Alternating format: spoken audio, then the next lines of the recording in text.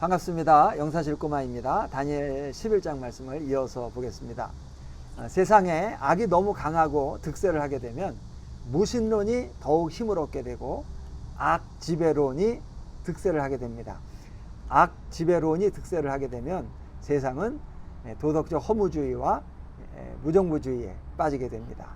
그러니까 이런 겁니다. 선하게 양심적으로 또 믿음으로 살아봐야 소용없다. 누가 그걸 알아주냐? 나만 바보 되는 거다.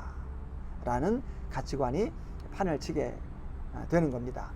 하나님 말씀에 그것이 아니라고 분명히 말씀을 하시는데도 다들 그렇게 하는데 나 혼자만 잘한다고 해서 뭐가 달라지냐?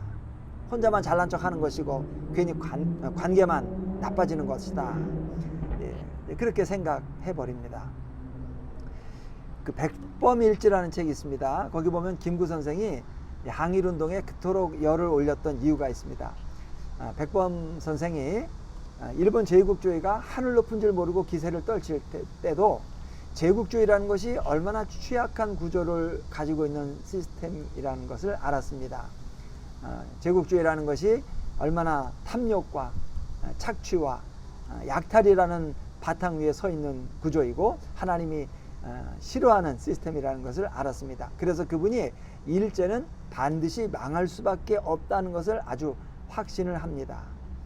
그러니까 현실의 상황은 일제의 그 패망이나 또 우리나라의 독립이 상당히 어려워 보여도 일제의 패망에 대한 확신을 가지고 치열하게 항일운동을 했다는 겁니다. 그런데 이 백범일지의 반대편에 또 한 권의 책이 있습니다. 윤치호 일기라는 책이 있는데요. 윤치호 일기를 읽어보면 거기는 일본의 군사력, 경제력, 문화 수준, 또 정치 체제를 높이고 찬양하는 말들이 가득합니다. 그리고 조선 사람들이 얼마나 도덕적으로 열악하고 정치적으로 뒤떨어져 있는지 개탄하는 말들이 가득한 거예요.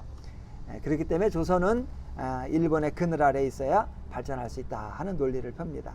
그래서 이 사람이 청년들에게 전쟁터에 나가서 황국 신민이 돼서 싸우는 것이 나라를 위한 길이다 하고 이제 강연을 하고 이제 돌아다닌 겁니다. 이 사람은 이제 제국주의라는 것이 하나님 앞에서 얼마나 악한 구조인지, 그것이 얼마나 탐욕과 착취와 약탈이라는 바탕 위에 서 있는 구조라는 것은 전혀 생각하지 않는 겁니다. 세상이 일본 세상이니까 그거 따라가야 된다는 겁니다.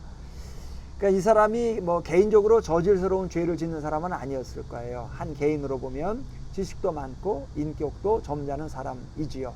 그러나 하나님 나라라는 측면에서 볼 때는 정말 악하고 또 무식한 사람인 것이죠. 다니엘서에서 북방 왕이 성전을 능력하고 사람들을 기만할 때 어떤 사람들은 그에게 속아서 성전에 세워놓은 우상에게 절을 하는 사람들이 있었습니다. 그러나 한편으로는 그렇지 않은 사람들도 있습니다. 그가 또 언약을 배반하고 악행하는 자들을 속임수로 타락시킬 것이나 오직 자기의 하나님을 아는 백성은 강하여 용맹을 떨치리라. 그러니까 대적자의 속임수와 위협에 넘어가지 않고 용맹을 떨치는 사람들이 있었습니다. 어떤 사람들인가 하면 하나님을 아는 백성입니다. 하나님을 아는 백성이라는 말이 무슨 말일까요?